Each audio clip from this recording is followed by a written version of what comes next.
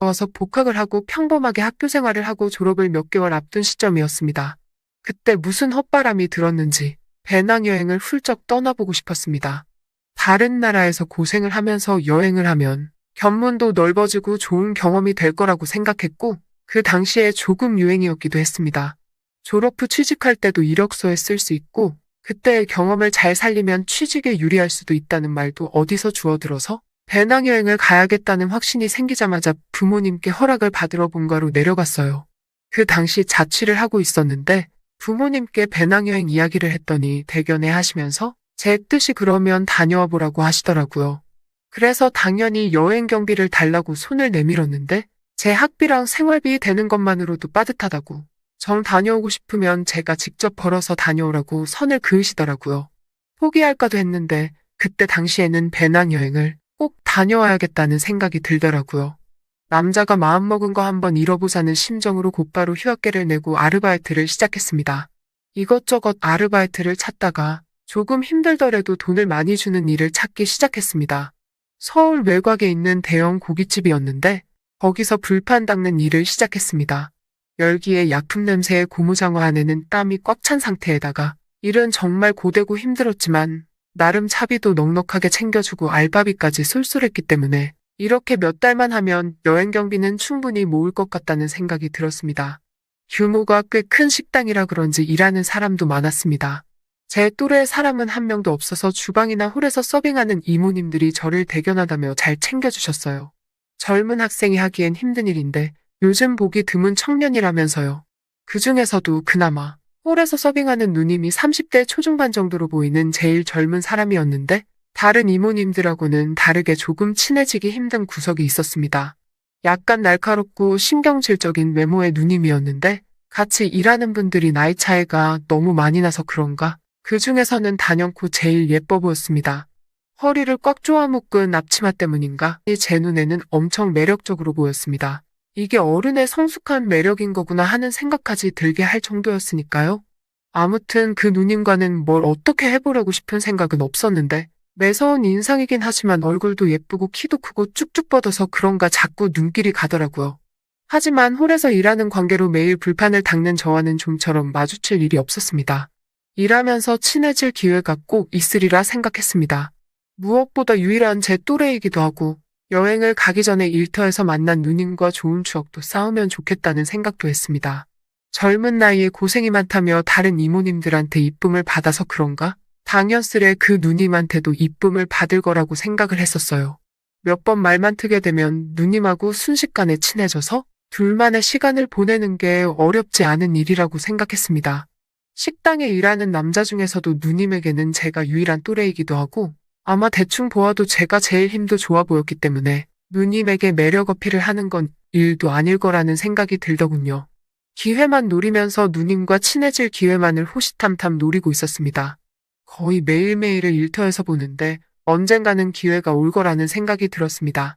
그나마 일하는 사람들이 대화를 주고받을 수 있는 때가 있는데 그건 점심에서 저녁으로 넘어가는 시간에 다 같이 모여서 먹는 식사 시간이었습니다. 여행까지 얼마 남지 않은 시간 동안 빨리 작업을 걸어야겠다는 생각이 들어 그날 점심에는 작정하고 그 누님의 맞은편 자리에 앉아서 밥을 먹었습니다.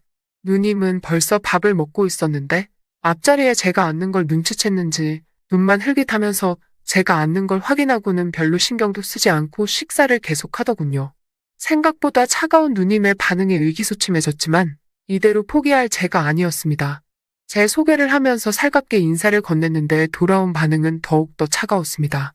그녀는 저에게 말 걸지 말고 조용히 밥이나 먹으라며 대화 자체를 거부하더군요. 괜히 뻘쭘해져서 아무 말도 더 붙이지 못하고 그 자리에서 식사만 했습니다. 그런데 오히려 그 누님이 저를 무시하는 듯하는 차가운 반응에 저도 모르게 마음 한구석이 뜨거워지더군요. 저를 살짝 무시하며 짓누르는 듯한 태도가 오히려 그 누님을 정복해보고 싶은 욕심이 차올랐어요. 밥을 먹으면서 저런 태도에 누님을 굴복시켜 넘어뜨릴 생각을 하니까 짜릿해졌어요. 그 뒤로도 매번 틈만 날 때면 누님의 근처를 어슬렁대면서 말을 한번 붙여보려고 노력해봤지만 누님은 언제나 철벽을 치면서 저를 상대도 해주지 않았습니다. 오히려 저를 무시하고 헛소리 말고 일이나 똑바로 하라는 등 저에게 독한 말을 하면서 계속 저를 찍어 눌렀어요.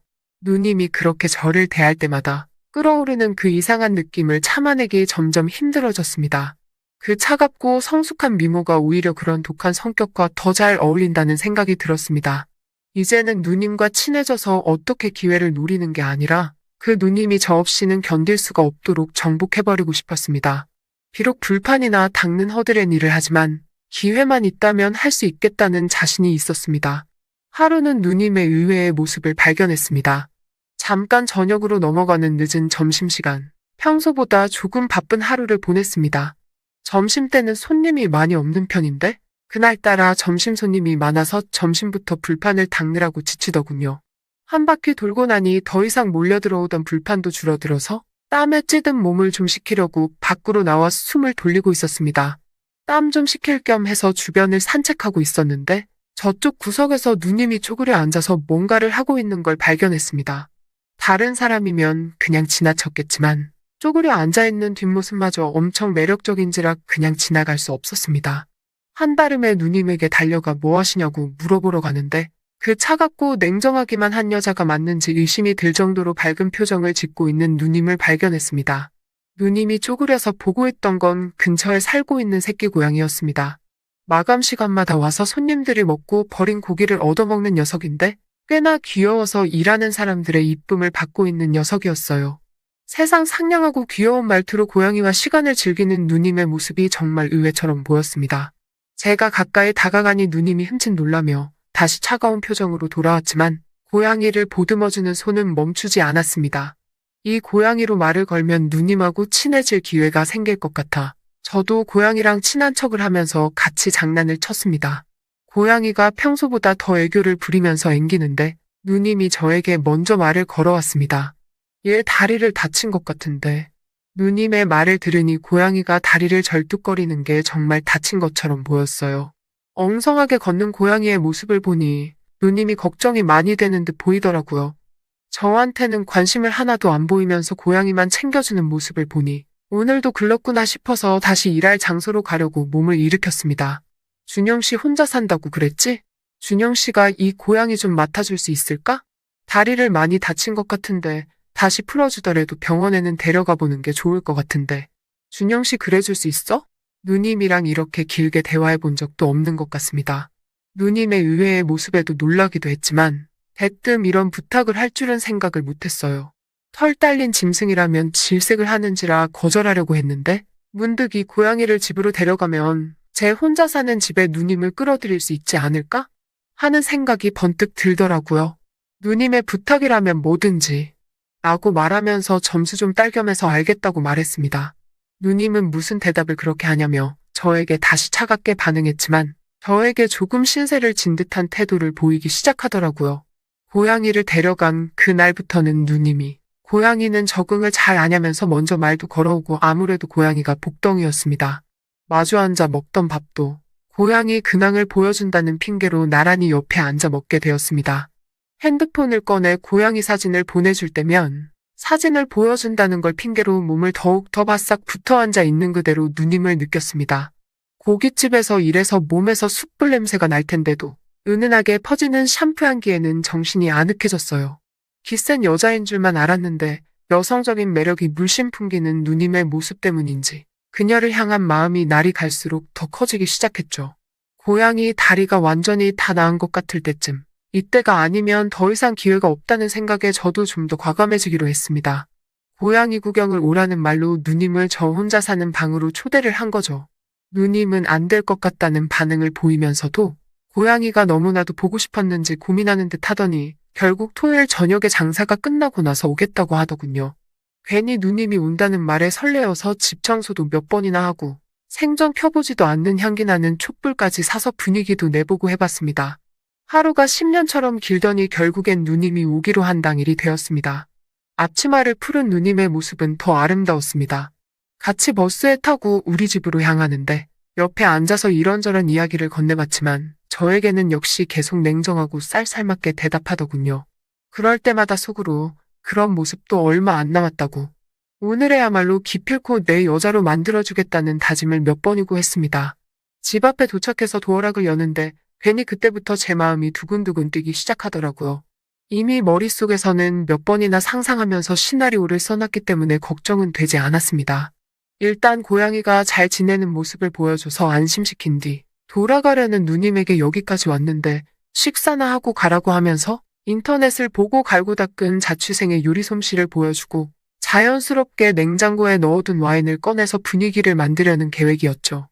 하지만 제 기대와는 다르게 누님은 문을 열자마자 얼굴이 사색이 되더라고요. 왜 개처럼 묶여있는 거야? 누님은 정색을 하면서 저에게 화를 냈습니다. 고양이가 방구석에 목줄을 차고 묶여있는 모습을 보면서 화를 내더라고요. 그제서야 알았지만 고양이는 개랑 달라서 행동의 구속을 받으면 굉장히 스트레스를 받는다는 걸요. 전에는 풀어놓았었는데 퇴근하고 올 때마다 책상 위며 식탁 위에 있는 걸 전부 바닥으로 떨어뜨려 놓고 집안 가구들을 발톱으로 죄다 뜯어놔서 묶어놨을 뿐인데 시작부터 제 시나리오대로 풀리지 않고 꼬여만 갔습니다. 문 앞에 잔뜩 긴장한 저를 확 밀치더니 고양이에게 뛰어가더라고요. 고양이에게 묶인 목줄을 풀어주는데 고양이가 놀란 건지 스트레스 때문에 그런 건지 발버둥을 치더니 누님의 등짝을 확 핥히고 침대 밑으로 숨어 들어갔습니다.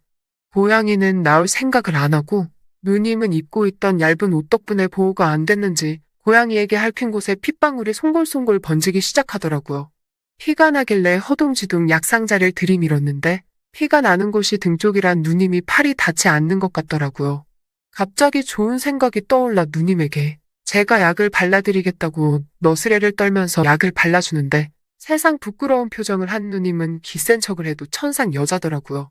약을 다 발라주고 나니 누님과 저 사이에 묘한 분위기가 흐르는데 때는 이때다 싶었습니다. 누님에게 일단 고양이에 대해서 사과하고 고양이를 키워본 적이 없어서 서툴어서 그러니 기본적인 상식을 알려주시면 안 되겠냐고 물었죠.